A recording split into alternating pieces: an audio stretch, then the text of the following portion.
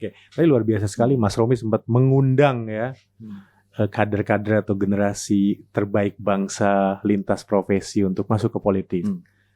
Apakah maksudnya politisi saat ini kurang mumpuni?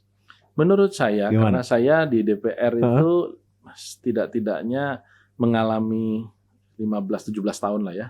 Selama 5 tahun saya di staf khusus Menteri Koperasi juga, itu berinteraksi dengan DPR juga tanpa henti. Begitu. Jadi praktis kehidupan parlementarian itu 15-17 tahun saya rasakan begitu ya. Terus terang saja tidak banyak politisi kita yang tahu persoalan. Bagus juga kalau Kang Demul merangsang ada salah seorang yang diminta untuk meneliti latar belakang pendidikan para anggota DPR RI. Kan CV-nya kan terbuka, bisa diakses kan? Bisa diakses, bisa dicek itu. Bukan rasis ya, tapi coba dicek itu kampusnya kampus-kampus bagus nggak gitu. Iya, menarik juga, betul sih. Itu bisa jadi satu finding disertasi kan sendiri. Kalau misalnya kita kemudian akhirnya temukan, wah ternyata yang dari kampus-kampus bagus ya, kampus ternama cuma 10% misalnya begitu ya. Wah memang ada masalah dengan politik kita itu, dan salah satu masalah besarnya itu adalah karena memang nggak pinter gitu politisinya. Bicara Profesi. Selamat datang di Bicara Profesi, segmen dari channel Dr. Demul. Politisi yang sudah sangat senior hadir di podcast kami hari ini. Luar biasa sekali. Kenapa diundang di Bicara Profesi? Ini tahun politik. Kita akan bicarakan mengenai apakah politik dan politisi ini bisa menjadi pilihan karir bagi kita semua, anak muda terutama. Kita sambut saja narasumber hari ini, Pak Muhammad Roma Hurmuji, atau saya biasanya karena teman saya, sahabat saya biasa manggilnya Mas Romi. Mas Romi, apa kabar? Baik, alhamdulillah. Alhamdulillah. Sudah lama ya Kang ya? Sudah lama ya, 2022 ya. Pas COVID. Pas COVID kita ketemu, masih ketat-ketatnya waktu itu. Dan berhasil hari ini diculik. Datang ke podcast ini, walaupun baru kembali dari Amerika. Iya, baru 2 minggu. 2 minggu ya. Urusan bisnis atau kampanye di sana? Tiga-tiganya sekaligus. Pertama saya ke sana karena nemenin anak yang lagi sekolah di sana pas libur. Kemudian yang kedua di sana ada muktamar IMSA, Indonesian Muslim Society in America. Jadi orang-orang Indonesia Muslim yang di Amerika itu setahun sekali berkumpul. Oh gitu. Dari lintas profesi. Ada yang profesional oil and gas, ada yang kerja di Boeing, ada yang kerja di IT, dokter dan lain sebagainya. Mereka diaspora kita. Kemudian yang ketiga ya sambil konsolidasi TPLN, tim pemenangan luar negeri Ganjar Mahfud. Oh gitu ya, mantap. Luar biasa sekali. Ada juga yang terakhir nggak boleh pernah ditinggal. Apa tuh? Nyari opportunity business. Nyari opportunity bisnis, karena dari dulu setahu saya Mas Romi juga bisnis ya. Alhamdulillah. Yang mungkin banyak orang kenalnya sebagai politisi, tapi saya tahu bisnisnya luar biasa. Nanti spill dikit ya, tapi saya ingin bicara dulu mengenai sesuatu yang lagi hot nih, menarik. Apa itu? Politik. Ya. Politik atau politisi atau menjadi politisi bisa nggak sih jadi cita-cita anak-anak muda? Menurut saya justru harus. Minimal kalau saya hukumi adalah fardu kifayah kalau dalam agama Islam itu. Harus ada sekelompok anak muda yang kelak akan bermimpi memimpin bangsa ini. Karena di Indonesia hari ini kita lihat hukum adalah panglima, tetapi politik adalah raja. Iya. Jadi kita lihat bahwa banyak hukum yang dihasilkan lebih memiliki titik berat politik ya daripada hukum itu sendiri. Karena hukum itu kan sebenarnya upaya kita untuk mengatur hubungan antara satu orang dengan yang lain, hubungan antara satu orang dengan lembaga. Nah, produsen hukum itu adalah legislator, yaitu DPR, baik RI, provinsi maupun kabupaten kota. Jadi kalau kita berbicara hukum dasar dari Undang-Undang Dasar Konstitusi diturunkan menjadi undang-undang, itu yang bikin para politisi. Politisinya ada yang memiliki latar belakang hukum, kebanyakan tidak memiliki latar belakang hukum, begitu. Nah, karenanya bercita-citalah menjadi politisi untuk membuat negeri ini bisa berjalan lebih efisien untuk kesejahteraan rakyat ke depan, begitu. Jadi banyak yang kalau saya tangkap tadi, Mas Romi, banyak yang kita jalankan, banyak yang kita lakukan itu kebijakan ataupun hukum atau aturannya itu merupakan produk politik ya? Bukan banyak, seluruhnya. Semuanya malah ya? Semuanya. Contoh Semuanya. misalnya ketika kita berbicara tentang BPJS, ya, yang mengatur hajat hidup orang banyak di sektor kesehatan. Karena ada BPJS Ketenagakerjaan, ada BPJS Kesehatan. Itu produk dari DPR. Ya. Ketika kita berbicara dulu kayaknya pemilihan kepala daerah itu dipilih oleh DPRD. Kok sekarang jadi dipilih langsung? Itu DPR. DPR Yang betul. membuat, artinya kan merubah struktur dan mekanisme demokratisasi prosedur kita gitu ya. Kemudian ketika kita berbicara dulu kayaknya mendirikan bank itu hanya diatur oleh Bank Indonesia. Ya. Sekarang sudah ada OJK. OJK, Nah, itu betul. juga DPR. Memisahkan antara fungsi makroprudensial dan mikroprudensial. Jadi banyak sekali, dulu tidak ada asuransi untuk petani, tetapi ketika saya menjadi Ketua Komisi Pertanian, saya melihat itu sesuatu yang penting, saya sampaikan bersama teman-teman satu komisi di Komisi Pertanian, kebetulan saya Ketua Komisi pada waktu itu, kemudian kita gulirkan asuransi pertanian. Kalau mereka pusuh, mereka menyangga kehidupan masyarakat kota, tapi risiko ada di tangan petani kita semua. Nah, sekarang ada asuransi pertanian. Nah, hal-hal seperti itu semua yang ngatur DPR. Ngatur DPR ya, which is politik di sana. Betul. Ya? Dan ketika sudah menjadi undang-undang, lah tugas eksekutif untuk menurunkan undang-undang itu menjadi peraturan-peraturan di bawah undang-undang. Apakah berwujud peraturan presiden, apakah PP, apakah peraturan gubernur, dan seterusnya. Oke. Katakanlah nih, Mas Romi, anak-anak muda terinspirasi mungkin anak sekolah gitu ya. Yang biasanya kalau ditanya ingin jadi apa gitu ya. Ingin jadi polisi, sekarang YouTuber segala sekarang. macam. YouTuber sekarang malah gitu ya. Mereka tahu atau mencari tahu tahapannya itu gimana gitu. Mau jadi polisi ya mereka daftar. Ya. Lulus SMA pun bisa. Kemudian mau jadi pengacara ya mereka kuliah gitu ya. Kemudian mereka mungkin mulai dari level terendah dan dibayar gitu. Nah, jadi politisi mulainya dari mana? Yang saya pikirkan mau jadi politisi itu ya harus jadi caleg gitu ya.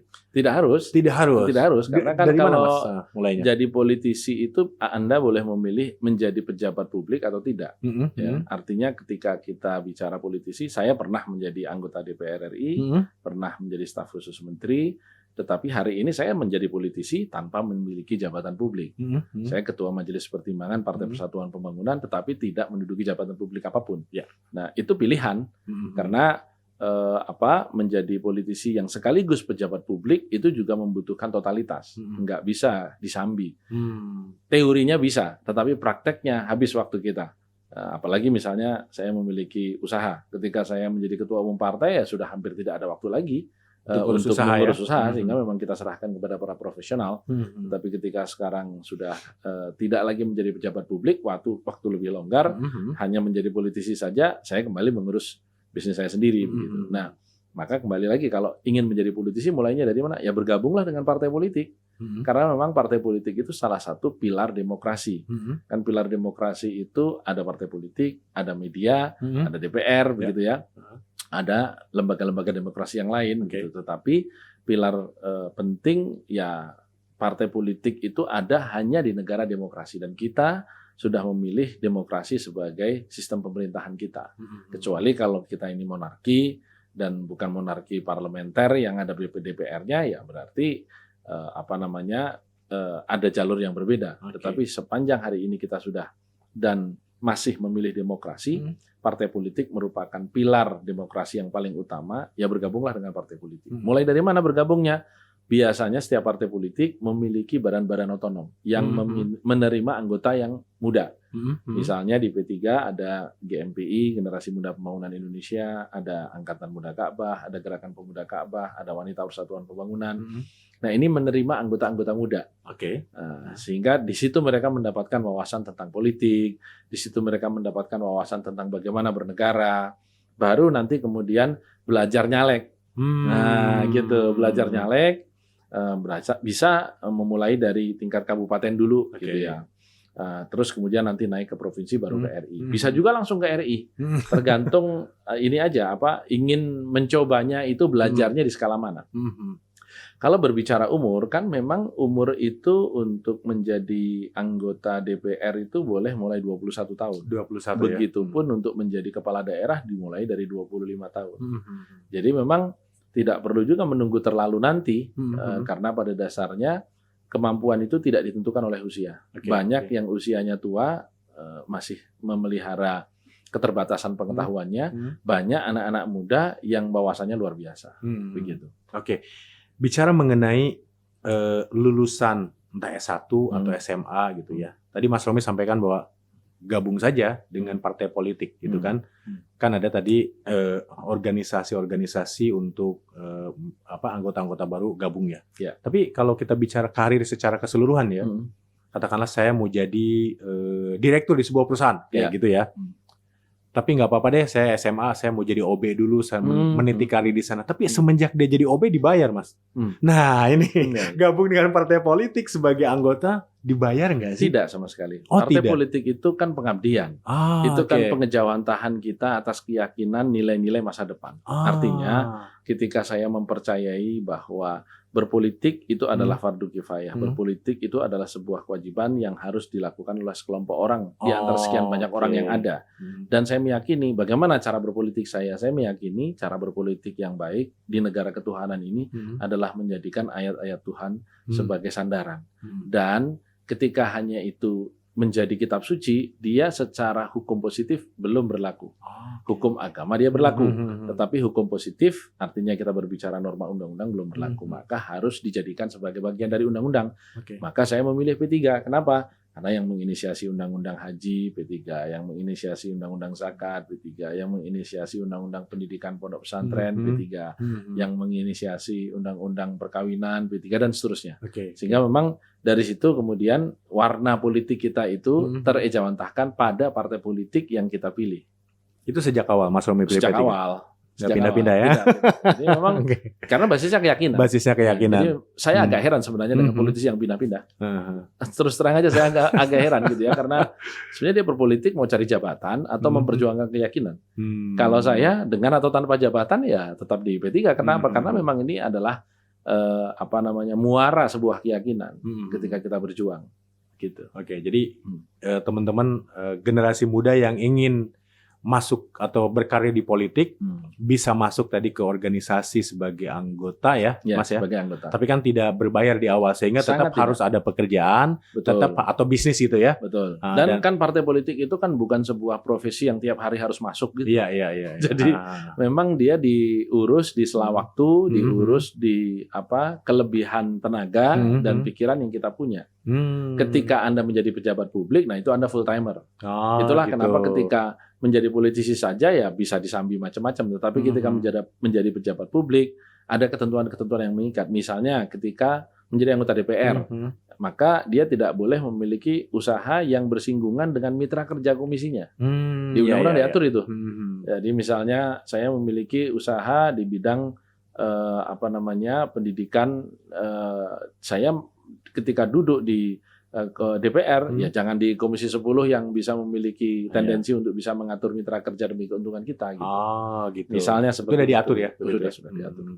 Jadi tadi karena tidak menuntut kita bekerja tiap hari, ya kita sebaiknya punya income ya. Tapi tadi keywordnya sangat luar biasa. Punya income itu wajib. Harus punya income gitu ya. Karena jangan harap saya gabung ke partai politik sebagai anggota dibayar nggak ya gitu nggak ya. Ada. Yang ada malah justru kita berkorban. Karena kan partai politik itu hidup dari iuran anggota. Yang paling besar iurannya ya anggota DPR. Kenapa? Karena yang digaji atas dasar kedudukannya sebagai politisi, anggota-anggota DPR dan pejabat-pejabat publik yang lain. Maka di semua partai politik itu pejabat publiknya pasti tiap bulan ada potongan. Gitu. Di P3 pun juga begitu sama ya. Dan bukan hanya DPR yang berangkat dari P3 menjadi duta besar, yang berangkat dari P3 menjadi pejabat-pejabat selevel menteri, kepala-kepala lembaga, sama ada iurannya semua. Ada iurannya. Dan itu bukan hal tabu ya, memang itu kewajiban bukan dari hal anggota tabu partai ya. yang ditugaskan Anggota ya. partai politik itu wajib iuran karena semua ADART partai politik mewajibkan iuran. Jadi kalau berpolitik mencari pekerjaan ya mohon maaf saja sebaiknya diurungkan niatnya. Gitu. Karena bukan memang itu ya? bukan itu tujuannya. Karena jadi teman-teman banyak audiens kita startup founder atau orang-orang IT profesional.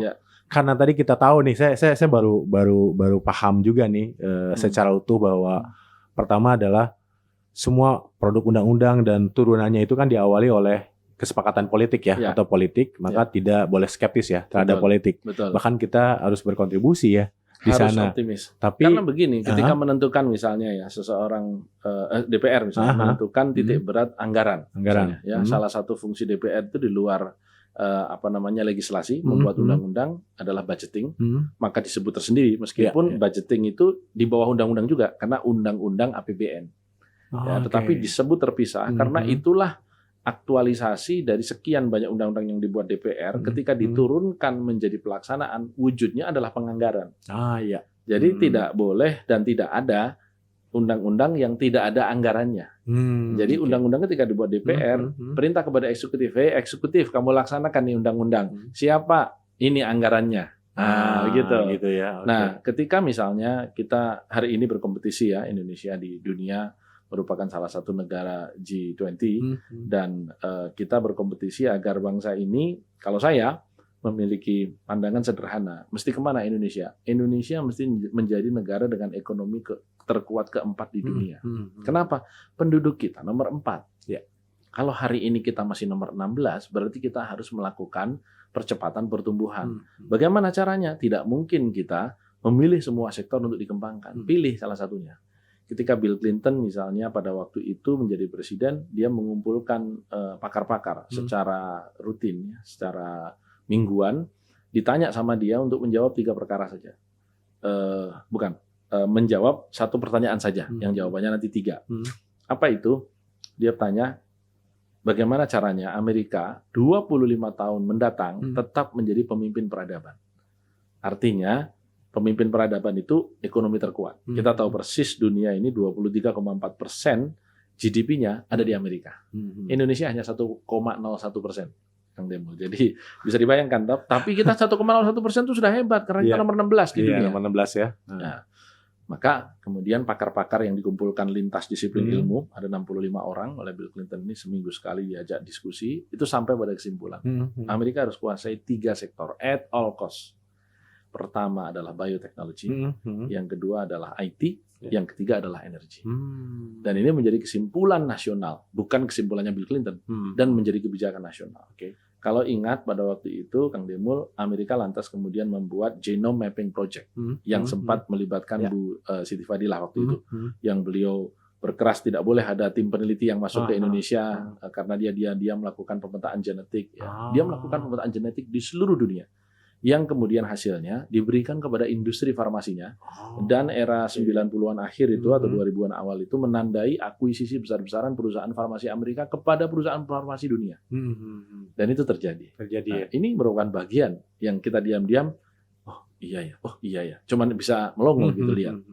Yang kedua IT, kita tahu persis seluruh giant IT di dunia itu Amerika Serikat. Betul. Ya, dan seluruh standar IT di dunia yang bikin juga perusahaan-perusahaan Amerika Serikat. Ya, jadi kita tergantung sekali sama mereka. Bayangkan, ada nggak produk Indonesia yang ada di setiap rumah orang di dunia? Nggak ada. Ya, saya bisa bilang nggak ada ya. Bill Gates atau perusahaan Amerika yang namanya Microsoft punya barang yang ada di setiap rumah kelas menengah ke atas di dunia. Iya. Apa itu? Microsoft. Begitu. Nah, ada nggak Indonesia yang punya kemampuan seperti itu? Kan dahsyat sekali gitu. Nah, yang ketiga, energi. Kita tahu persis waktu itu kemudian George Bush Junior melakukan invasi ke Irak ya, dan juga kemudian ke Afghanistan, ke banyak negara.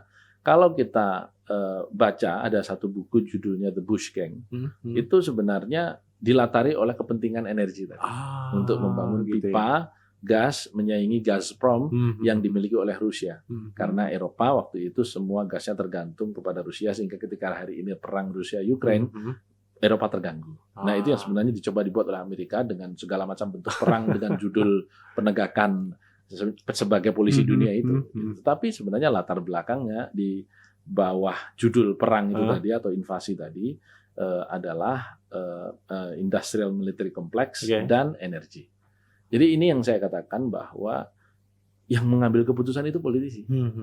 Jadi ketika kita hari ini berbicara bagaimana cara Indonesia untuk bisa tumbuh lebih tinggi, karena kita tahu persis pertumbuhan ekonomi Republik ini sejak merdeka tertinggi hanya pada zaman akhir Orde Baru dan itu di atas 7%. Dan belum pernah terjadi lagi oleh presiden siapapun setelah reformasi, kecuali pada saat kampanye.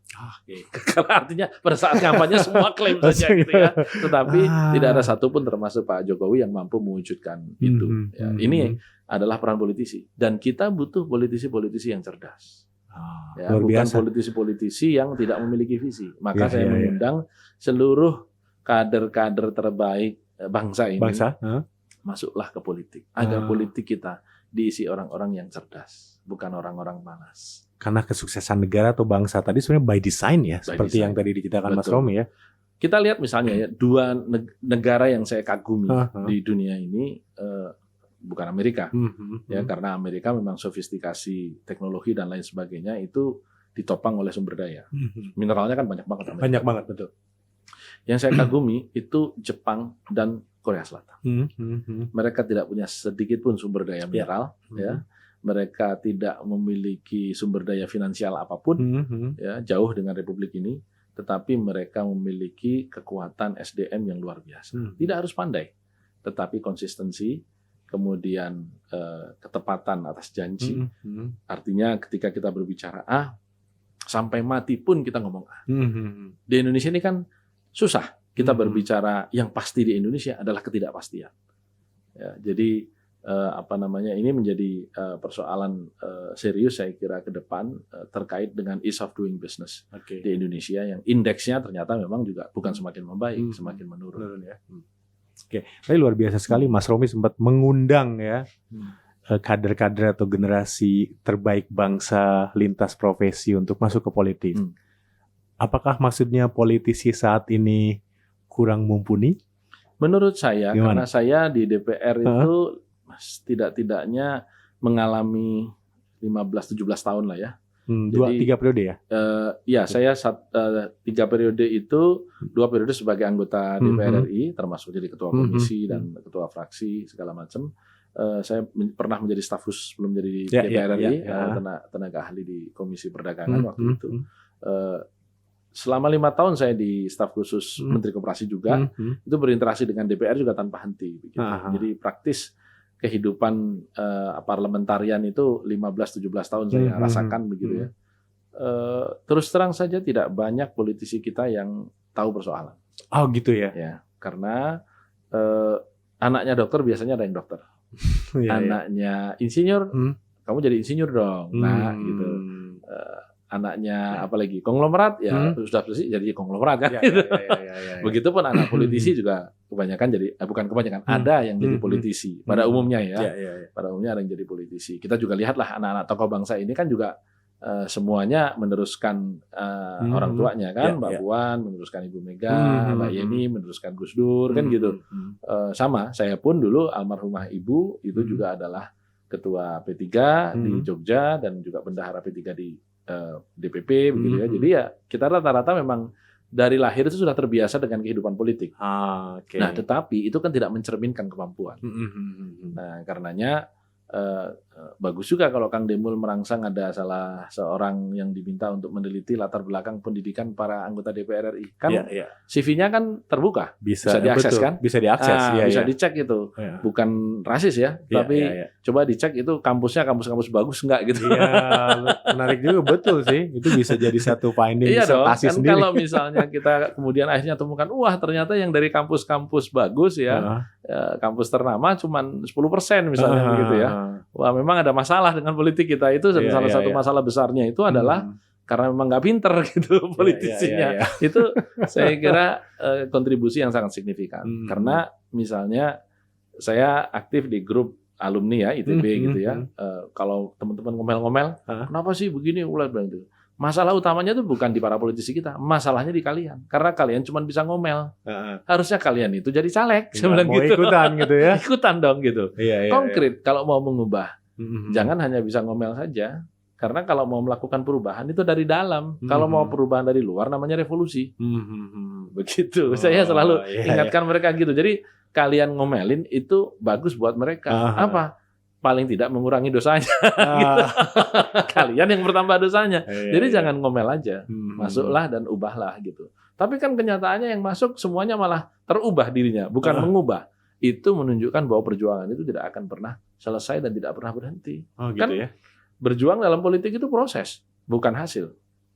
Kadang berhasil, kadang tidak kan. Kita bertarung pun bisa terpilih, bisa tidak begitu. Nah, yang sekarang saya prihatinkan jujur saja bahwa hasil penelitian Profesor Dr. Burhanuddin Muhtadi, guru besar UIN Ciputat di bidang politik, disertasinya dan sudah dibukukan di Gramedia, bahwa money politik di Indonesia itu yang tertinggi kedua setelah di Uganda, dan semakin tinggi. Hari ini saya setiap hari menerima laporan teman-teman P3 di daerah, semuanya kader. Karena yang dihadapi itu pemilih yang sudahlah Mas, nggak usah banyak bicara visi, misi, mau menyampaikan janji dan seterusnya. Kami butuh bukti. Nah gitu. Jadi yang dicari betul-betul ya istilah saya itu witing tresno jalaran seko cembanan limo itu. Jadi nomor piro wani piro. Iya gitu itu ya. kenyataan hari ini. Dan bagi banyak kader-kader P3 yang memang mereka aktivis ya, mubalik, ustadz gitu ya, aktivis organisasi yang memang tidak punya banyak sangu, itu kerepotan betul menghadapi pertanyaan-pertanyaan dan tuntutan masyarakat yang seperti itu. Saat ini pun seperti itu. Saat ini pun sudah begitu. Oh gitu. Apakah ada yang juga tetap tidak minta? Artinya mereka memilih dengan hati. Banyak, masih keluarganya. Banyak, ya. Enggak juga. Ada juga. Kalau saya persentase ya kurang lebih 30-40% lah yang seperti itu. Tapi selebihnya itu ya sudah yang konkret-konkret aja lah. Iya. Jadi terus terang saja saya ya sedih melihat kenyataan demokrasi kita seperti itu. Karena kita negara dengan penduduk Islam terbesar di dunia. Kok malah dalam praktek jauh gitu nilai spiritual yang kita yakini. Dan nomor satu Uganda. Uganda, kita dibandingin dengan Uganda ya, se ekstrim Bisa itu kebayang, gitu, kebayang banget itu. Nah, saya berada nih di posisi orang-orang yang tadi Mas Romi bilang ya, teman-temannya di ITB, alumni ITB ya, kenapa cuman komplain doang gitu, kenapa lu nggak masuk gitu ya. Nah, saya berada di posisi itu nih, saya nggak masuk karena mungkin tadi satu udah diulas tuh, jangan-jangan kita yang diubah oleh politik yang tadinya punya visi misi goal tertentu, akhirnya ya udah ikutin aja arus gitu. Yang kedua, akankah saya memberikan value atau terlihat memiliki nilai di partai itu dibandingkan dengan tadi anaknya siapa yang meneruskan itu kan kayak dapat karpet merah, betul nggak sih Mas Romi? Contohnya gini, baru masuk ke politik jadi ketua umum, gimana ceritanya tuh Mas Romi? Itulah makanya banyak budayawan, banyak intelektual kita. Beberapa hari yang lalu juga ada para tokoh nasional yang mengatasnamakan atau menamakan diri Gerakan Nurani Bangsa, menyampaikan keprihatinan tentang praktek-praktek demokrasi yang tidak sehat yang belakangan ini semakin menggejala dan manifest di banyak urusan seperti yang tadi disebutkan Kang Demul. Masa iya partai politik yang sudah didirikan bertahun-tahun ada orang baru 2 hari masuk langsung jadi ketua umum gitu. Ini kan bukan perusahaan yang membutuhkan CEO dengan cara headhunter gitu. Jadi beda kan, partai politik itu kan melibatkan nilai, tradisi gitu. Bagaimana orang luar masuk tiba-tiba begitu. Nah ini memang banyak disayangkan. Artinya ketika saya berbicara tentang karir normal dan perilaku normal sebuah partai politik, abnormalitas itu ada. Dan abnormalitas itu atau penyimpangan ini yang sebenarnya merusak demokrasi kita. Dan ini yang harus kita juga sampaikan kepada publik. Apakah ada peluang kemudian orang yang bukan anaknya siapa-siapa kemudian menjadi siapa-siapa? Ya contoh yang paling utama ya justru yang sekarang kita sayangkan, Pak Jokowi. Pak Jokowi itu bukan kan anak kandung demokrasi, bukan siapa-siapa, tidak merupakan putra tokoh, tidak juga merupakan founder sebuah partai politik beliau juga bukan berasal dari kabupaten atau kota besar. Solo hanya 5 kecamatan loh. Tetapi kemudian dalam waktu 9 tahun, mulai 2015 menjadi wali kota, tahun 2014 sudah menjadi presiden. Ini karir tercepat dalam sejarah politik Indonesia setelah merdeka. Karir tercepat. Tercepat, 9 tahun. Nggak ada ya. Coba aja. Dan bukan siapa-siapa tadinya. Bukan siapa-siapa. Jadi kalau ditanya ada nggak? Ya tanya Pak Jokowi ada. Tetapi yang disayangkan setelah beliau menjadi siapa-siapa, justru malah beliau yang tidak mewariskan putra-putranya dengan karir demokrasi yang beliau pernah ikuti, yang beliau pernah jalani, yang beliau pernah dilahirkan dari situ. Itu masalahnya. Tadi Mas Romi sempat sampaikan di depan bahwa semuanya ini terkait atau produk dari politik atau kesepakatan politik. Beliau itu kan bukan ketum, kok bisa sekuat itu? Karena partai politik itu gini, demokrasi tertua di dunia itu di Amerika Serikat. Karena Amerika itu berdiri tahun 1776 dan sudah mempraktekkan demokrasi sejak berdirinya. Karena dia kan sebenarnya antitesa monarki Inggris. Dia kan pemberontakan terhadap monarki Inggris. Nah, kita lihat kalau kita berbicara tentang Amerika Serikat, demokrasinya itu dibuat sedemikian rupa sehingga pada akhir-akhir itu hampir tidak ada ketua umum partai politik yang menjadi capres. Nggak ada. Gitu ya? Sekian banyak capres Amerika Serikat, let's say mulai George Bush dan seterusnya. Terakhir ketua umum partai politik yang menjadi capres dan menjadi presiden Amerika Serikat itu adalah Ronald Reagan. Setelah itu nggak ada yang ketua umum partai. Kenapa? Karena politik itu adalah persepsi. Dan persepsi itu dibentuk melalui saluran media. Media apapun ya, media konvensional maupun hari ini media sosial. Nah, ketua umum sebuah partai politik itu pada umumnya memiliki atau menanggung beban buruk dan baiknya partai politik. Ketua umum itu? Iya. Artinya begini, saya kasih contoh ilustrasi sederhana. Mungkin bagi rekan-rekan yang bingung ya, bisa mendapatkan ilustrasi begini. Kalau ada anggota saya P3 yang saya misalnya ketua umum ya, karena kemarin posisi ketua umum, ada anggota saya di kabupaten penghujung pelosok Indonesia sana, misalnya di mana di Mimika gitu ya, yang kemudian tertangkap melakukan tindakan asusila, misalnya seperti itu. Itu orang tidak hanya sekedar menghukum yang bersangkutan, tetapi juga apa nih? P3, dasar partai politik. Nah, gitu loh. Jadi ketua-ketua umum partai itu pada umumnya juga menanggung beban baik dan buruknya partai politik. Ya, sehingga memang akhirnya ada tokoh-tokoh lain di partai politik tersebut yang tidak kena yang tidak terkena transmisi dalam tanda petik kekotoran tadi itu, yang dia mendapatkan pancaran energi positif terus karena memang tindakan-tindakan yang bersangkutan. Kalau misalnya kita lihat hari ini misalnya Mas Ganjar ya menjadi capres, kan juga bukan ketua umum. Bukan ketua umum, bahkan betul. Bukan ketua Dewan Pimpinan Wilayah PDIP Jawa Tengah juga. Oh, bukan ya? Iya, betul. Beliau anggota DPR, tetapi orang suka dengan Mas Ganjar yang andap asor gitu ya, orangnya ramah begitu dan energik begitu. Nah, lama-lama simpati publik ini kan terpotret dari survei. Bahkan di Amerika Serikat, penyelenggara pemilu itu kan bukan lembaga negara. Namanya President Election Committee. Itu swasta. Swasta ya? Swasta. Yang membiayai itu perusahaan-perusahaan besar di Amerika Serikat. Itu menariknya Amerika Serikat. Sampai segitu? Iya, sampai segitunya. Di kita mana boleh ya kayak gitu ya? Mana boleh gitu ya.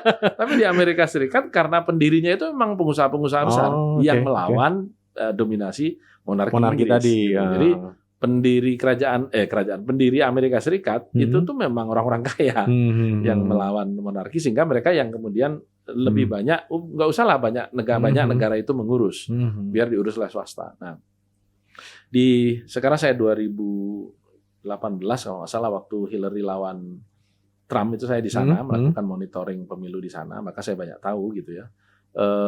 Di sana itu untuk maju calon presiden itu minimal harus memiliki rating survei 10%. 10% minimal. Ketika mencalonkan diri. Itu aturan yang dibuat oleh Presidential Election Committee tadi. Jadi betul-betul yang ditangkap itu persepsi dan citra. Kenapa? Teorinya sederhana. Kalau kamu mau memimpin, kamu harus mendapat approval dari masyarakat yang kamu pimpin. Gak mungkin dong kamu memimpin masyarakat yang menentang. Nah, bukti bahwa masyarakat yang kamu pimpin itu bisa menerima kepemimpinanmu, ya terpotret dari survei bahwa approval rating kamu itu memang tinggi. Gitu ya. Nah, kalau kamu mau maju saja modalnya 0, gimana kemudian kamu berharap punya dukungan dari masyarakatmu?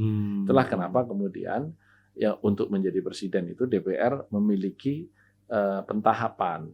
Kamu mesti jadi kepala daerah dulu tingkat bupati wali kota.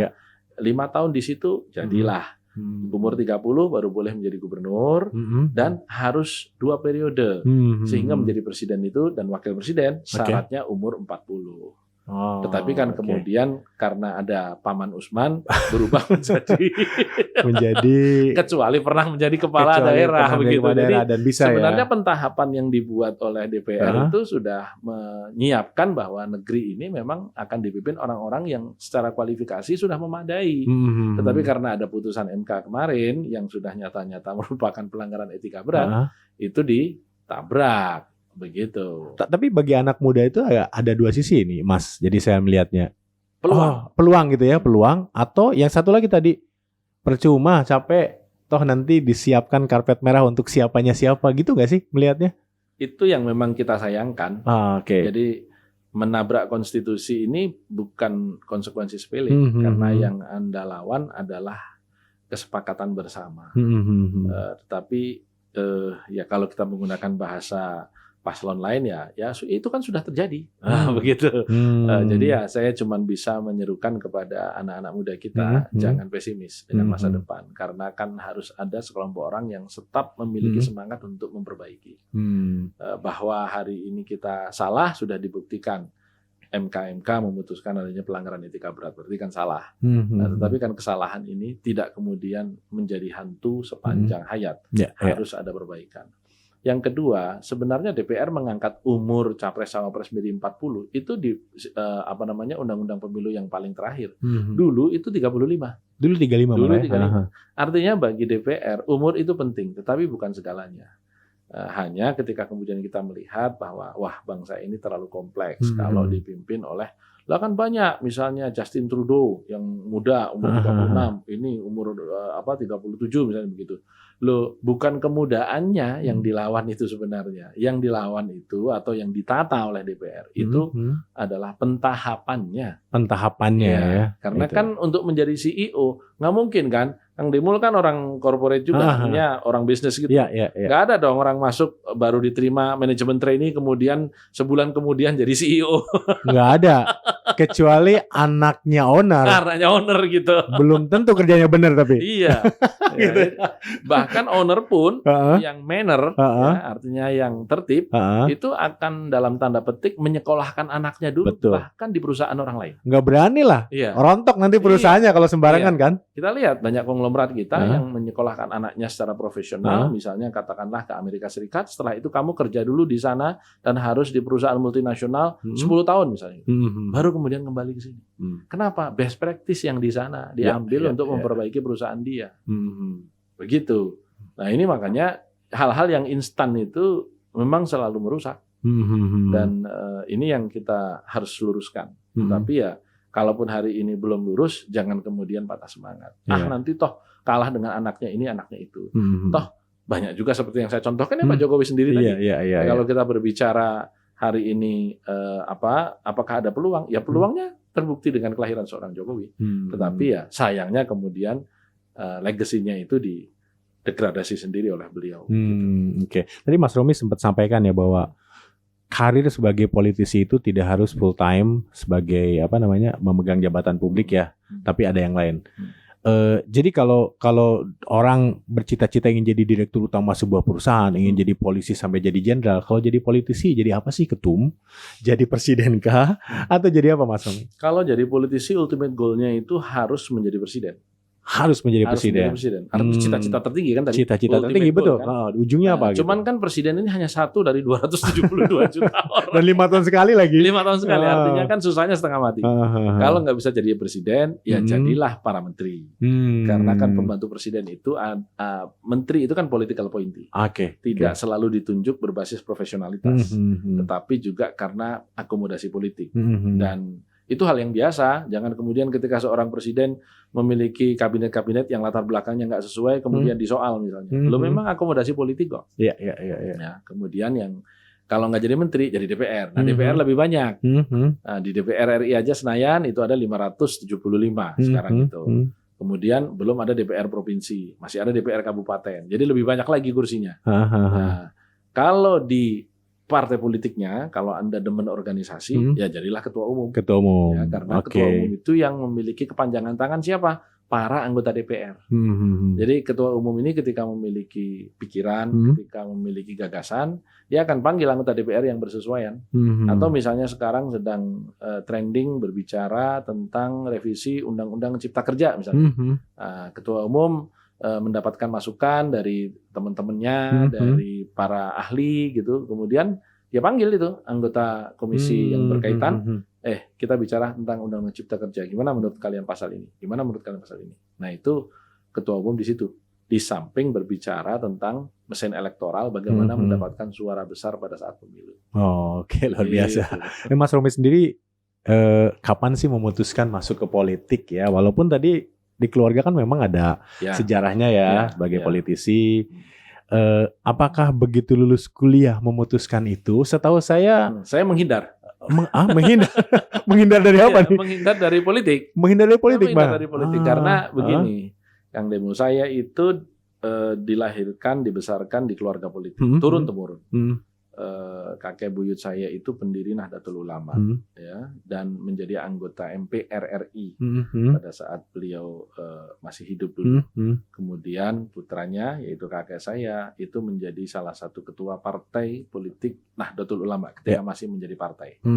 Kemudian menjadi menteri. Ya, setelah itu ibu saya juga sama, ya, mulai berkarir di tingkat provinsi di daerah istimewa Yogyakarta, menjadi ketua Dewan Pimpinan Wilayah, menjadi bendahara fraksi, dan menjadi ketua Wanita Persatuan Pembangunan. Jadi memang turun-temurun. Kakak saya kandung yang DPR RI ada 2, gitu. Jadi waktu itu saya udah, dan kakak saya ini dari DPR Kabupaten, DPR Provinsi, DPR RI itu kan. Aduh, masa di rumah politik semua sih, gitu. Jadi begitu lulus, saya sempat kerja di Astra International waktu itu, di Kayaba tepatnya. Terus karena sakit saya waktu itu kena hepatitis, saya harus resign karena nggak tahan, nggak kuat. Saya daftar dosen di ngajar UGM ya. Belum sempat ngajar, saya langsung ngurusin S2. Nah, penyakit ya mungkin karena darah ya. Jadi sambil S2 saya melanjutkan bisnis yang saya memang udah rintis. Bisnis pertama apa, Mas Romi? Jualan alkes, alat kesehatan. Sebelum jualan alkes ada lagi lebih awal. Jualan daster. Jualan daster. Daster duluan ya. Bener. Gitu ya. Saya kula itu ambil itu dari Pasar Baru Bandung ya, dijual ke Jogja. Gitu ya. Kaos kaki. Pokoknya peralatan-peralatan inilah fashion gitu, fashion low end lah gitu. Habis itu mulai punya duit gitu ya. Saya dagang alkes. Dagang alkes, masuk ke rumah sakit gitu. Terus mulai banyak duit lagi, begitu belum selesai S2, saya bisnis batubara waktu itu di Batu Bara. Di tahun berapa tuh? Kabupaten Kota Baru. Waktu itu masih Kabupaten Kota Baru, sekarang Tanah Bumbu. Tahun 99 sampai 99. Oke. Sampai 2002. Ya, terus kemudian masuk ke parlemen, tetapi bisnis saya tetap berjalan. Tetap jalan dan sampai sekarang ya? Alhamdulillah. Boleh tahu bidang apa aja bisnisnya? Ada developer paling lama karena saya quit dari batubara, saya switch ke developer. Ada beberapa usaha manufacturing yang saya pernah dan masih berjalan juga. Ada manufacturing di sektor baja, jadi pabrik baja, ada plywood kayu lapis gitu, ada furniture. Pernah juga punya perusahaan rokok, tapi udah saya jual waktu itu. Jadi dan sekarang saya juga mengelola sekolah. Sekolah. Jadi, ya sudahlah kita nggak kekurangan kesibukan lah kita sekarang ini, malah rasanya jadi habis karena memang ketika saya menjadi pejabat publik, bisnis itu saya serahkan ke profesional. Jadi ketika sekarang kembali ya kita pimpin lagi. Gitu. Jadi bukan ini ya, karena di luaran itu saya kan di bisnis ya. Dengar mau bisnisnya makin lancar masuk politik. Benar nggak sih gitu, Mas Romi? Malah justru ketika Anda di politik dan bisnis Anda itu tidak terkait dengan pengadaan pemerintah, itu kadang-kadang menyulitkan. Kadang-kadang menyulitkan malah ya. Karena apalagi kalau kita mengandalkan kredit perbankan ya, bukan mengandalkan expertise ya. Bank itu memiliki kategori khusus untuk orang-orang seperti saya, namanya PEP. Gitu Politically exposed person. Ya, jadi tidak harus selalu menjadi pejabat publik. Jadi politisi tok, tapi dia cukup terekspos menjadi politically exposed person. Ditandain intinya. Ditandain. Kalau ditandain itu kalau kredit agak susah itu. Gitu. Ya, mereka ya ini selera ya, Bang ya. Betul-betul mereka yang menakar apakah memang dia benar-benar pebisnis atau memang pebisnis yang memanfaatkan jalur politik. Tapi bahwa kemudian ada sebagian politisi yang juga memanfaatkan bisnisnya dengan berada sebagai pejabat publik yang membidangi itu ada. Ya, kita juga tahulah di antara anggota kabinet kita juga banyak yang latar belakangnya pengusaha, bisnisnya juga nggak dilepas, ya kan? Dan saya seyakin-yakinnya mereka juga mendapatkan manfaat bisnis dari situ. Gitu Begitu. ya. Jadi ya itu soal ethics ya. Kalau soal ethics itu kan kembali ke hati nurani karena aturannya nggak ada.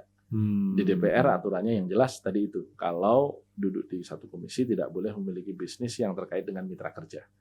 Gitu. Tetapi kita juga tahu bahwa ada yang itu hanya sekedar norma saja. Dalam praktek dia tetap menjalankan bisnisnya, ya, dan ya kembali lagi ukurannya adalah ethics, dan ethics itu ada di sini letaknya, gitu. Tidak di sini. Iya. Jadi kalau masih di sini masih bisa dihitung-hitung ya. Keluar berapa, harus balik berapa gitu ya. Oke. Jadi anak-anak muda seharusnya tidak usah khawatir ya masuk politik tadi ya. Menurut saya harus orang-orang baik dan orang-orang cerdas yang semakin banyak menghuni panggung politik kita. Karena pertarungan politik di pemilu itu bukan hanya sekedar mencari orang terbaik, ya, karena kadang-kadang orang terbaik itu nggak ada, tetapi mencegah yang buruk yang berkuasa. Mencegah yang buruk tadi gitu ya. Betul. Nah di Indonesia kan landscape-nya nih, kalau saya lihat di data ya, antara umur 15 sampai 39. Kenapa 39 belum boleh nyapres kan? Kalau belum jadi kepada yang kayak itu 100 juta lebih. Betul. Mas Romi. Betul. Gen Y, Gen Z. Ya, dua itu tuh kebanyakan. P3 welcome nggak terhadap mereka, dan berapa proporsi Gen Y, Gen Z di P3 saat ini? Kita belum pernah mendata ya, karena memang bagi partai politik pemilahan muda tua itu tidak relevan. Karena banyak seperti saya sampaikan tadi, anak-anak muda yang memiliki kualitas. Tidak sedikit orang tua yang tidak memiliki kualitas. Begitu. Tetapi P3 sebagai bukti concern kita kepada pengembangan politisi muda, kita memiliki tadi ada 3 organisasi otonom atau badan otonom partai yang mereka memang menyasar khusus anak-anak muda, Gen Y dan Gen Z. Ada generasi muda pembangunan Indonesia yang fokusnya pada isu-isu kewirausahaan, soft skill gitu ya. Kemudian yang kedua ada Angkatan Muda Ka'bah yang lebih merupakan organisasi kepanduan di partai, ya, karena kita tahu persis bahwa partai-partai politik juga memiliki kegiatan-kegiatan dalam rangka refreshment anggotanya untuk outdoor, untuk bencana, gitu ya. Kemudian ada Gerakan Pemuda Ka'bah yang lebih merupakan satgas partai di acara-acara partai. Nah, jadi itu mereka juga menyelenggarakan Diksar ya, pendidikan dasar untuk masing-masing badan otonom tersebut. Ada latihan kader muda, latihan kader madya, ya, latihan kader lanjutan. Jadi semua memiliki proses dan tingkatannya. Nah, kalau mereka sudah matang di sana, mereka bergeser ke DPP partai atau DPP partai atau DPC partai sesuai dengan tingkatannya kabupaten, provinsi atau RI. Jadi ada badan otonom ya yang menghandle itu. Semua partai punya. Iya. Nggak khawatir kesalip partai lain yang ketumnya anak muda yang bukan bicarain politik secara umum, hukum dan sebagainya, malah bicarain pakai deodoran. Itu kan anak muda gak mau ini nih, generasi swipe up gitu yang ditonton kayak gituan, gimana Pak? Menurut saya tidak selalu muda memilih muda.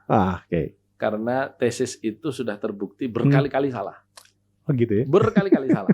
Ya. Muda pilih muda. Jadi tidak ada hubungan antara spesifikasi demografis tertentu, atribut demografis tertentu, misalnya muda pilih muda, perempuan pilih perempuan, itu enggak. Oh enggak ya? Enggak. Orang itu melihat ya namanya cantik, ya cantik aja, orang akan semua bilang cantik. Gitu. Kalau seseorang itu dibilang charming, ya charming aja. Mau muda mau tua, ya dia charming aja gitu. Dan tidak kemudian ada yang enggak charming tapi perempuan, dibanding dengan charming tapi laki-laki. Kira-kira perempuan Indonesia milih perempuan nggak charming atau laki-laki charming? Pasti laki-laki charming. Gitu ya, betul sekali sih. Jadi analoginya luar biasa itu, benar-benar. Nggak ada hubungannya kan? Nggak ada hubungannya gitu. sih. Jadi kecantikan, kesimpatikan, kepemimpinan itu norma universal.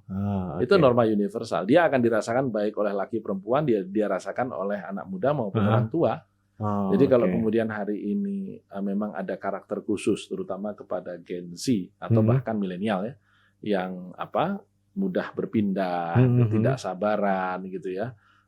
Ya, tetapi tidak berarti ketika dia melihat seorang pemimpin itu bergeser. Satu saja yang menurut saya kemudian muncul pasca reformasi itu adalah masyarakat Indonesia mencari pemimpin yang kalau bahasa saya itu the president is just my neighborhood. Oke. Jadi presiden itu cuma orang belakang rumah aja. Orang belakang gitu. rumah. Nggak yang jauh-jauh gitu, rumahnya susah ditembus gitu, terus kemudian tidak hidup bersama rakyat gitu. Ya, semakin kemari masyarakat kita itu mencari pemimpin yang semakin tidak berjarak. Begitu, karena bagi mereka ya presiden itu cuma amanah aja, bukan sesuatu yang memiliki keistimewaan tertentu. Begitu. Jadi belum tentu anak muda memilih partai yang ketumnya anak muda juga, ya kan? Termasuk capres ya, kalau gitu Mas. Capres. Jadi belum tentu anak muda suka yang pinter ngomong, yang muda gitu. Pinter cawapres muda, atau yang gemoy-gemoy. Bisa jadi perlu sosok kebapaan maksudnya gitu ya. Yang energik dan merakyat gitu ya. Iya, karena itu yang terbukti dari presiden-presiden kita pasca reformasi. Yang secara pilihan langsung baru mulai 2004 ya. Kita melihat misalnya pada waktu Pak SBY muncul. Pak SBY kan kebapakan orangnya ya. Kebapaan dia betul. Kebapaan. Kalau dilihat jam terbang ya Bu Mega waktu itu lebih tinggi. Dan betul, beliau betul. Presiden incumbent kan. Iya. Putrinya Bung Karno gitu ya. Kurang apa lagi gitu ya. Bobot bibit bebet tuh udahlah pokoknya dahsyat lah gitu ya. Tapi orang milih Pak SBY. Gitu ya. Dengan gaya beliau ya yang sangat maskulin tapi kebapaan begitu. Kemudian ketika 2014 misalnya, siapa yang nggak kenal Pak Prabowo? Udah maju berkali-kali kan.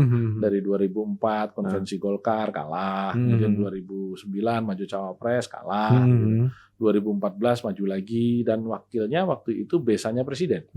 Kurang apa lagi? Secara teori nggak mungkin kalah, karena partai politik yang mengusung lebih banyak daripada hari ini. Yang ngusung 6 partai loh waktu 6 itu. Partai waktu sekarang itu ini hanya 4. Waktu itu yang ngusung 6 partai parlemen, sekarang hanya 4 partai parlemen.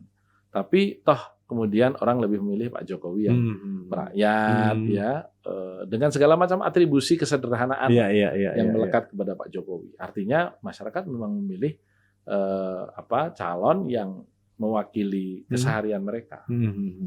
Dan hari ini pun saya melihat rakyat pada akhirnya dari kecenderungan survei-survei terakhir itu juga memilih orang yang begitu ya. Akan terulang lagi menurut Mas Romi gitu ya. Tapi generasi sekarang itu Mas gini, debat ya. Saya bicara debat capres.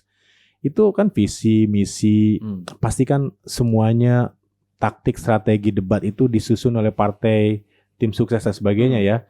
Tapi saya kembali ke generasi sekarang. Saya nggak mau bahas debat capres ya, tapi ke generasi sekarang. Generasi sekarang itu kan mungkin nontonnya tidak live di TV. Mereka lewat media sosial, swipe up cepat gitu ya. Dan itu biasanya potongan-potongan yang sudah diolah oleh tim ses masing-masing. Seberapa berpengaruh sih debat capres untuk generasi sekarang? Kalau dilihat dari monitoring live terhadap debat ketiga kemarin, saya juga cukup terkejut karena saya pikir yang nonton itu sedikit ya. Karena kalau intelektualitas itu disimbolkan dengan lulusan S1, lulusan S1 di Indonesia itu hanya 14%. 14%.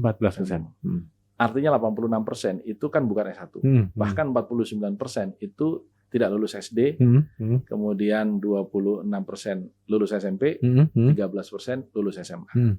Saya pikir yang nonton tuh paling banter tambah SMA lah. Gitu. Ternyata di rumah pun saya lihat satpam-satpam saya yang lulusan SMP, gitu ya, pembantu yang lulusan SD itu nonton ya. Dan dari survei yang dipublikasi oleh sejumlah lembaga monitoring live itu ada yang sampai 60%. Sampai 60% penonton. Padahal rating TV berita di Indonesia kalau dikumpulkan mulai Kompas TV, TV One, Metro TV, iNews dan seterusnya, itu hanya 10% paling tinggi totalnya. Dan dari waktu ke waktu ya hanya 10%. 90% itu TV entertainment yang laku. Jadi ketika kemarin penonton itu cukup besar, saya agak kaget terus terang saja. Jadi kalau berbicara tentang seberapa berpengaruh, sangat berpengaruh. Buktinya mereka nonton. Yang kedua, seberapa berpengaruh editing yang dilakukan oleh tim buzzer ya. Kalau kita bicara hari Buzzer ini, ya. buzzer RP ya. Buzzer RP. Karena kan mereka juga menangguh keuntungan di situ kan. Karena itu kan pekerjaan profesional. Iya. Bagi saya cukup berpengaruh. Maka pertarungan politik hari ini di era sosial media itu adalah bukan hanya pertarungan antar kandidat, tetapi pertarungan antar tim sukses kandidat. Sampai seberapa canggih tim sukses kandidat itu mampu untuk merumuskan, kemudian membangun imagologi, pencitraan dari calonnya. Kalau calonnya itu dicitrakan sesuai dengan selera publik, bisa jadi dia menang. Padahal bukan kecap nomor 1, tapi karena branding kecap nomor 1-nya dahsyat, orang yakin. Begitu. Jadi ini yang saya perlu juga sampaikan agar publik, loh kok yang terpilih padahal kayaknya bagusan sana. Ya berarti timnya memang canggih sana. Gitu. Ini ada juga urusan sama tim. Dan kalau kita berbicara social media ads hari ini, itu konsekuensinya juga sering juga itu. Iya, betul banget rupiah itu. Banget kan? Rupiah gitu. Banget itu. Artinya kita berbicara media sosial itu ada exposure, ada reach ya. Yeah. Kalau exposure itu kan yang saya pahami mungkin tolong luruskan kalau salah ya. Itu kalau saya punya follower 1 juta, kayak Facebook saya fanpage kan 1,2 juta misalnya. Ketika saya upload berapa banyak yang komentar? Yeah. Itu exposure. Yeah. Artinya seberapa jauh uploading saya itu atau status saya itu dibaca dan dikomentari engagementnya oleh follower saya. Tapi kalau reach kan sudah di luar follower. Kan dilempar-lempar aja gitu. Kan di luar follower. follower. Melempar keluar nih si Facebook, si Instagram dihitung. Iya, dihitung. Lebih banyak lagi ingin kita jangkau lebih mahal lagi gitu ya. Betul. Itu berpengaruh intinya dibaca. Walaupun yang nonton mungkin bukan mau dengerin visi misinya saja ya, karena itu kan sesuatu yang one way ya, udah disampaikan udah selesai. Tapi kan begini, visi misi itu hanya ditangkap oleh sedikit orang. Ya. Yang lebih banyak ditangkap orang itu adalah gimmick. Ya, itu yang saya maksud tuh, gimmick ya. Jangan nunggu gimmick nih, seru-seruannya gitu ya. Karena hidup itu bagi sebahagian besar masyarakat kita yang berpenghasilan menengah ke bawah itu sudah susah.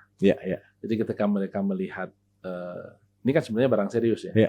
Itu yang dilihat itu aspek entertainingnya. Ya, hiburan ya. Hiburannya gitu. Gak mau lihat sosmed, mau yang serius-serius udah pusing hidup gitu ya gitu ya. Pusing, mas saya lari ke sini gadget pusing lagi. Pusing gitu. Lagi gitu nyari hiburan. Dan kebetulan ya banyak tadi buzzer RP atau tim tim ses yang punya strategi dan teknologi untuk mengolah itu sehingga editingnya dan sebagainya membuat terhibur. Bukan gitu hanya sekedar kemampuan membangun imagologi, tapi juga kemampuan untuk melakukan penyerapan aspirasi, pemetaan dari keinginan. Jadi ketika Obama menang, waktu itu cukup mengejutkan dan tidak diduga orang, terlepas dari kemampuan orasinya yang memang bagus ya. Tetapi waktu itu yang saya terima informasinya di belum era Facebook, Facebook masih awal-awal waktu itu ya. Dan belum ada Instagram dan yang lain gitu ya. Itu ada seorang engineer, IT programmer dari MIT yang membantu Obama untuk melakukan capturing. Misalnya di satu kabupaten musisi atau penyanyi favoritnya itu siapa? Misalnya beberapa waktu yang lalu populer sekali Inul misalnya gitu. Maka yang diturunkan kampanye ke situ Inul. Di tempat lain yang populer Wali, yang diturunkan Wali. Di sini atau segmen usia ini yang populer Sheila on 7, turunin Sheila on 7 begitu. Jadi dia melakukan kampanye dengan algoritma. Siapa influencer sebelum era media sosial ya waktu itu yang kira-kira kalau diturunkan orang itu kemudian akan ikut. Jadi itu juga soal kecanggihan. Dan saat media sosial naik, Facebook terjadilah Cambridge Analytica tadi. Donald Trump terjadi lagi gitu ya. Jadi tadi menangkap aspirasi, pemetaan itu memang gitu. Itu merupakan salah satu karir politik nggak sih? Menurut sebagai saya, konsultan politik, sebagai teknologi Iya, arsitek di teknolog, politik, iya. teknolog Ya, menurut Masuk saya nggak sih? ke depan akan semakin kompleks. Jadi tidak melulu domain para politisi. oke, Jadi oke. kampanye politik ke depan itu menurut saya semakin multi-sektor, Mhm, ya kan, multi kompetensi mhm, dan grup mhm. challenge gitu. Mhm. Bukan hanya calonnya tok, Iya, iya. tapi grup artinya tim Mhm, gitu. mhm. Jadi bukan hanya paslon yang hebat, Ya. tetapi juga tim yang hebat. Tim yang hebat. Gitu. Itu luar biasa. Ini saya hampir diyakinkan, berarti belum nih bahwa lucu juga nih kayaknya masuk politik. Cuma kita harus masuk ke sana. Semua yang kita jalani sehari-hari itu kan awalnya di produk politik ya, Mas Ya. Romi ya gitu ya. Cuman, nah kalau saya punya visi, misi, goals atau keinginan untuk melakukan yang terbaik untuk masyarakat sekitar atau lebih luas lagi negara gitu ya, itu alasan saya misalkan terjun ke politik. Saya masih ragu karena beberapa waktu yang lalu ketika rapat dengar pendapat dengan Pak Mahfud ya, gitu ya.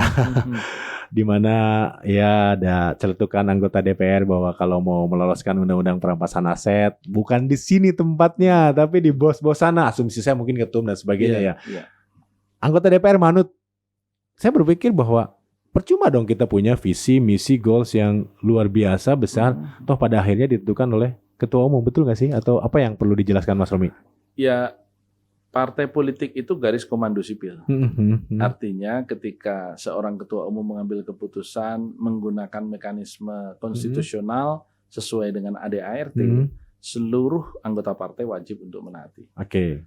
Jadi bukan ketaatan kepada ketua umum sebenarnya, tapi ketaatan kepada partai. Partai. Ya. Nah, kalau kemudian ada ungkapan misalnya, ya tergantung ketua umum. Sebenarnya nggak beda kalau kita lobby tentang bisnis, itu kan juga kepada decision maker. Decision maker. Kalau kita lobby hanya petugas administrasi pengadaan, ya percuma juga. Atau lama begitu. gitu ya sampai gitu. Kan harus ke owner kan. Artinya end user dari bisnis itu apa, siapa, itu yang kita yakinkan. Sama di partai politik juga ketika ketua umum itu yang paling bertanggung jawab menentukan hitam putih partai, maka anggota DPR yang membidangi sektor tertentu, sedang membahas undang-undang tertentu, itu pasti akan konsultasi kepada ketua umumnya. Gitu karena ya. ultimate goal atau ultimate guardiannya partai politik ya ketua umum. Dia akan menentukan, misalnya kita berbicara tentang sistem pemilu, apakah proporsional atau distrik. Itu kan tidak hanya sekedar anggota Komisi 2 yang sedang membahas undang-undang pemilu itu. Ya. Dia kan harus melapor kepada Ketua Umum Pak Ketum, ini kalau distrik konsekuensinya kursi P3 akan sekian. Karena kita akan hilang di sini, akan nambah di sini. Tapi kalau proporsional akan begini. Nah, misalnya seperti itu. Ketika kita berbicara tentang undang-undang apapun, bukan hanya sekedar perampasan aset pada dasarnya. Hal-hal yang dianggap memiliki public expose atau perhatian yang cukup menarik perhatian publik, biasanya para ketua umum ini bukan hanya sekedar memiliki perhatian atas itu. Dia memang sudah dihubungi oleh banyak orang. Ketum ini tolong begini, kira-kira begitu. Dan itu biasa. Berarti garis keputusan dari partai ya sebetulnya. Ketum hanya sosok memang yang decision maker-nya tadi ya. Tapi sudah mengakomodasi juga dari berbagai macam pihak. Makanya tadi karena ketua-ketua umum bahkan ketika berhadapan dengan panitia khusus untuk penyusunan undang-undang, itu juga menghadirkan ahli-ahli. Minimal telepon ya. Misalnya ketika berbicara pembahasan undang-undang APBN, menetapkan target pertumbuhan, menetapkan target inflasi, menetapkan target kurs, itu saya pun kan juga waktu itu juga berkomunikasi dengan para ekonom. Menurut kalian realistis nggak nih pidato presiden hari ini? Ketika presiden biasanya tanggal 16 Agustus menyampaikan nota keuangan kan. Nah itu kan pertama kita baca, keesokan harinya komentar para ekonom terhadap pidato itu apa. Kalau ada yang perlu kita perdalam dari komentar itu, saya telepon biasanya. Nah, saya telepon misalnya Pak Faisal Basri, atau saya telepon Pak Anggito Abimanyu, begitu, atau Pak Bima Yudhistira, gitu ya. Saya telepon. Menurut kamu gimana ini? Menurut Bapak gimana gitu? Apa yang nggak realistis? Oh itu nggak bisa begini, begitu. Jadi ketua umum itu kan karena dia komunikator utama partai, ya dia yang paling banyak berhubungan dengan orang luar kan. Maka kemudian lobby itu penting melalui ketua umum untuk memastikan bahwa anak buahnya yang ada di DPR itu betul-betul segaris gitu. Segaris ya. Dan itu jadi penting bagi teman-teman yang ingin masuk dunia politik menentukan tadi yang Mas Romi sampaikan di depan. Platform perjuangan partai itu sesuai nggak sih dengan keinginannya, hati nurani dan sebagainya ya. Jangan asal pilih partai yang lebih berkuasa atau pindah-pindah, nggak dapat di sini pindah lagi seperti itu kan ya? Ya, memang partai politik itu muara dari nilai. Dari nilai. Atau institusionalisasi nilai. Ya. Maka ketika Anda memilih partai politik, tetapkan dulu, kenali dulu keyakinan Anda itu apa. Jadi berpolitik itu dengan dasar apa. Ya.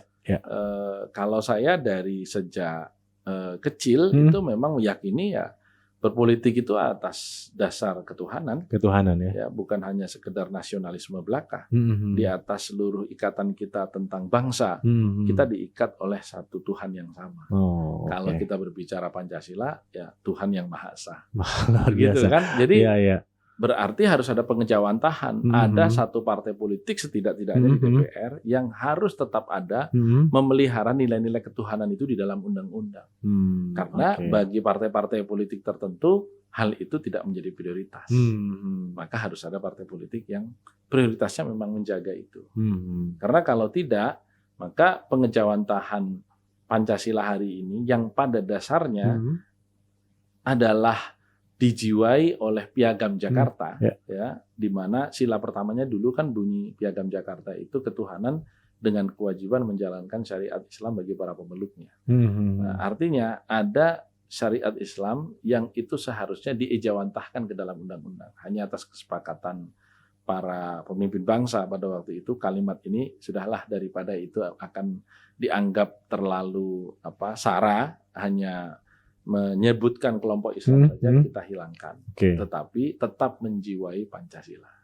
Begitu. Gitu. Dan itu kenapa Mas Romi milih P3 waktu itu ya. Menjelang 14 Februari ya Mas ya. Ada yang disampaikan nggak ke audiens kita, Gen Y, Gen Z atau secara umum lah, mengenai partisipasi publik? Kalau saya lihat di data itu sempat turun ya sampai 2014, 2019 naik lagi, mungkin sekarang bisa naik lagi gitu ya, partisipasi politik dari teman-teman atau rekan-rekan warga masyarakat Indonesia yang memilih. Apa sih yang ingin Mas Romi sampaikan? Hati-hati nih, jangan asal coblos gitu ya, capres gitu ya, atau partai politik yang akan mewakili Anda. Apa yang ingin disampaikan Mas? Pertama yang ingin saya sampaikan, angka 80% partisipasi pemilih itu salah satu yang tertinggi di dunia. Tertinggi. Karena tingkat partisipasi pemilih di negara-negara demokrasi yang sudah matang seperti Amerika Serikat, beberapa negara Eropa itu lebih rendah lagi. Lebih rendah ya. Sekitar 60-an%. Gitu. Artinya masyarakat itu sebenarnya lebih cuek gitu. Tetapi jumlah 202 juta DPT hari ini ya, daftar pemilih tetap. Kalau kita hitung 20% yang tidak milih, berarti kali 200 juta, kurang lebih sekitar 40 juta. Bukan jumlah yang sedikit, itu 8 kali negara Singapura itu. Karenanya saya menghimbau kepada rakyat Indonesia, terutama Gen Y, Gen Z, gunakanlah hak pilih Anda secara bertanggung jawab. Jangan asal memilih, dan ketahuilah siapa atau partai politik apa yang akan Anda pilih berdasarkan track record-nya, ya. Bukan hanya sekedar ikut-ikutan belaka. Karena memilih dengan pengetahuan itu berbeda dengan memilih tanpa pengetahuan. Luar biasa sekali. Itu kalimat yang sekaligus menutup segmen ini. Saya tercerahkan, semoga audiens kita tercerahkan juga Mas Romi. Ternyata ya luar biasa sekali pengalaman politiknya dan sukses juga bisnisnya. Amin. Ya, juga sukses partainya pasti insya Allah, dan tentunya pasangan capres dan cawapresnya ya. Kita tunggu saja, mudah-mudahan apa yang Mas Romi sampaikan atau prediksikan kayaknya berulang nih. Insya Allah sebelumnya Ganjar ya, Mahfud ya. yang akan terpilih. Terima kasih, sampai jumpa lagi di segmen selanjutnya.